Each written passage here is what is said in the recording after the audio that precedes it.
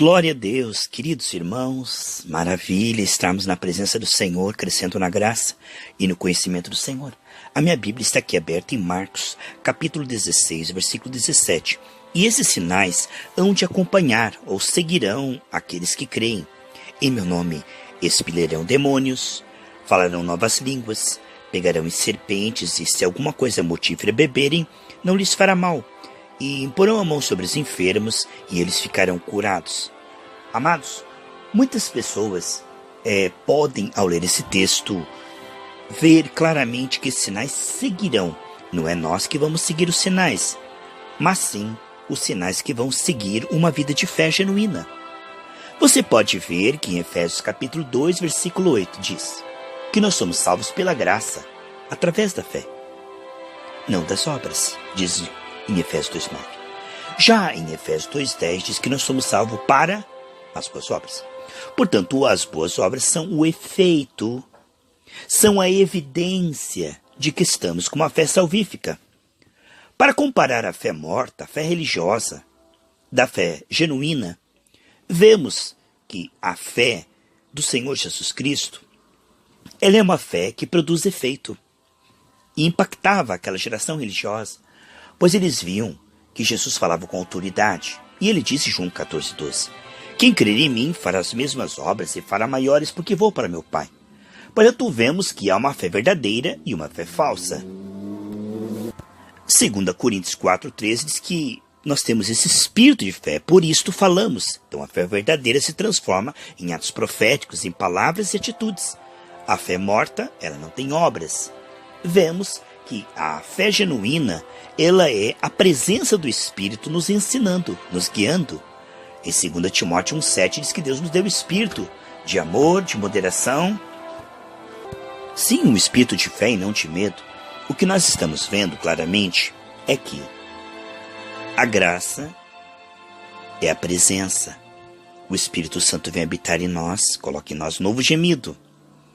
Esse habitar do Espírito Santo começa a trabalhar em nós o novo querer, novo efetuar. É o que diz em Filipenses 2, 12 e 13. Nós começamos agora a viver com Deus e nossos pensamentos começam a mudar. Também nossas prioridades. E começamos a ver as pessoas de uma forma preciosa, pois nada é mais importante para Deus do que a vida das pessoas. Uma alma eterna que o Senhor quer salvar através do nosso testemunho, intercessão. Isto é, começamos a ver a oportunidade de que outras pessoas sejam salvas. Não forçando, criando situações, mas a palavra mostra em Colossenses capítulo 4, versículos 5 e 6, aproveitando bem as oportunidades. Quando nós começamos a andar com Deus e viver para Deus, começamos a ver que as pessoas são importantes. E começamos a viver agora comprometidos com Deus e para Deus. Olha que coisa tremenda, amados. Isto acontece não por obrigação para ser salvo, mas porque fomos salvos, nosso coração começa a mudar. Então esse é o efeito da salvação. As boas obras são o efeito da salvação. E as boas obras, elas são evidenciadas pelos sinais. Os sinais são as boas obras.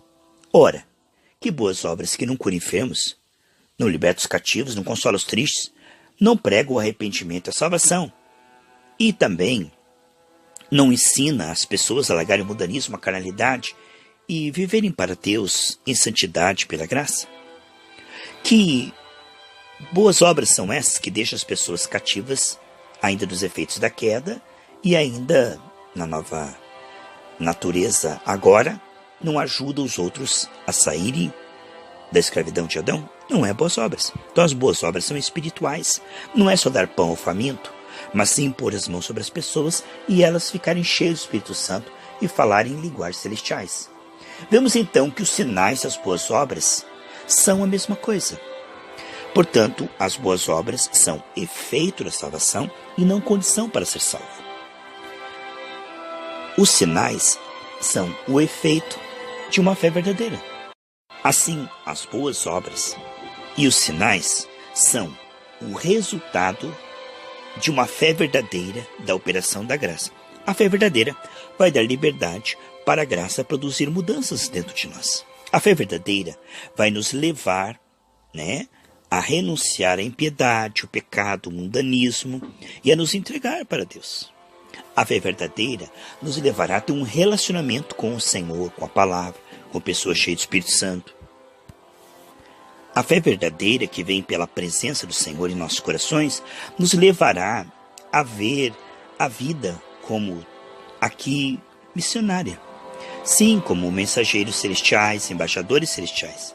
Nos fará ver agora viver uma vida para a glória de Deus, conhecendo cada vez mais a Deus e fazendo Ele conhecido.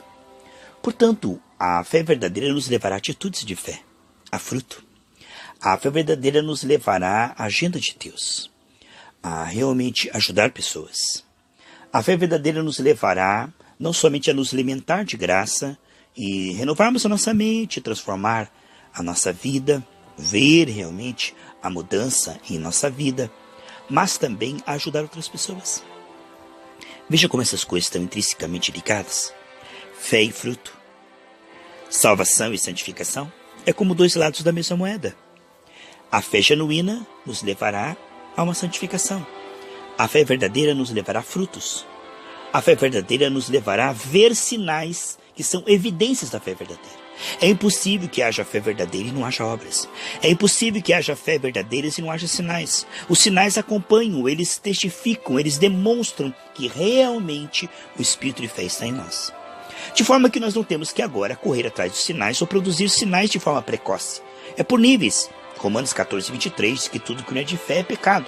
Então são níveis de fé. Conforme vamos andando com o Senhor, Ele vai nos provando no pouco, nós vamos sendo fiel, Ele vai nos colocando no muito. Portanto, esses sinais, eles serão cada vez mais abundantes, mas não provocados de uma forma infantil ou forçada.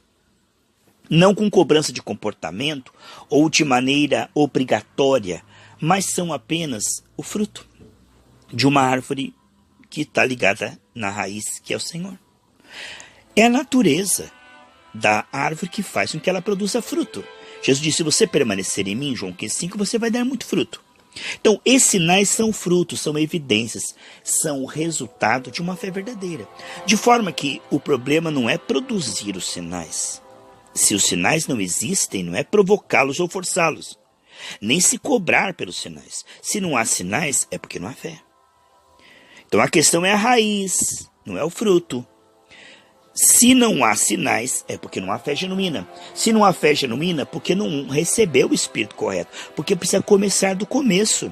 Recebendo o Espírito correto, haverá fé. Havendo fé, começarão a haver sinais. Essas coisas andam juntas. De forma que, recebendo o Espírito correto, logo na sequência, haverá uma fé esclarecida. Havendo uma fé esclarecida, logo haverá sinais, haverá fruto, haverá realmente o selo, a testificação, a confirmação. O ministério confirmado com sinais mostra a liberdade do Espírito Santo na vida daquela pessoa. De modo que a salvação, ela tem fruto, ela tem evidências, ela tem resultados. E isto é apenas resultado. Seguirão os que creem. Não é nós que temos que correr atrás dos sinais. Nós vamos andar com o Senhor e esses sinais começarão a aparecer. Eles aparecendo mostram realmente que estamos no caminho certo. Agora, uma vida sem fruto mostra que o Espírito Santo não tem liberdade na vida dessa pessoa ou que ela não recebeu o Espírito. Aqui no próprio capítulo, no versículo 20, diz que o Espírito Santo ia confirmando com sinais. Vemos em Atos dos Apóstolos que o Espírito confirmava com sinais. Ora, onde o Espírito tiver liberdade, ele confirmará com sinais.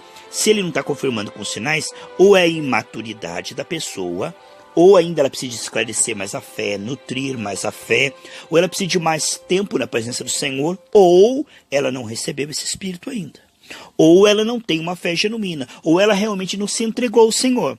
Porque se ela se entregar ao Senhor, dentro de algum tempo haverá maturidade, dentro de algum tempo haverá sinais. Portanto, presença, liberdade do Espírito Santo, sinais, obras, fruto cada vez mais abundantes. Isto é algo que funciona assim no coração daquele que recebeu a boa semente. Vai regando e logo vai dar muito fruto. Isso é inevitável. Que Deus te abençoe em nome de Jesus.